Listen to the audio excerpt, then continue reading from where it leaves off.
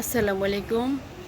আজকে আমাদের সাথে ঘটে যাওয়া একটা ঘটনা নিয়ে আপনাদের মাঝে কথা বলবো। তো অনেকে আছেন যারা ডাক্তার টেস্ট দিলে টেস্টগুলো করাইতে চান না, ভাবেন কি টেস্ট না করে ওষুধ খাবেন সুস্থ হয়ে যাবেন, তাদের উদ্দেশ্যে বলা। আমার দাদি উনি জানুয়ারি মাসে অসুস্থ হয়, অসুস্থ হওয়ার পরে তাকে ডাক্তার কিছু টেস্ট দেয়। তো আমরা নর্মালি যে টেস্টগুলো ওগুলো করাই, আরেকটা টেস্ট ছিল ফুল বডি টেস্ট করানো, ওটা আমাদের করানো হয় নাই।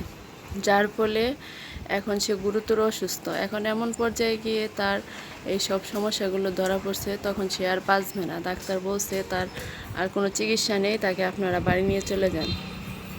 তো অত্যন্ত দুঃখের বিষয় হচ্ছে যে এমন অবস্থাতে গিয়ে ধরা পড়ছে যে তার পেটের ভিতর টিউমার হয়েছে একদম লিভারের কাছাকাছি।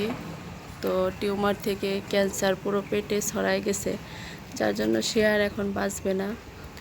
তো আমরা জানুয়ারি মাসে যখন অসুস্থ হয় তখন ডাক্তার যে টেস্টগুলো দিয়েছিল, আমরা যদি ওগুলো করাইতাম সম্পূর্ণ, তো এখন আর এই অবস্থা হইতো না। হয়তো আরও কিছুদিন ভালোভাবে সুস্থভাবে বেঁচে থাকতো, না হয় এই যে শরীরে একটা কষ্ট হইতেছে এটা আর হইতো না।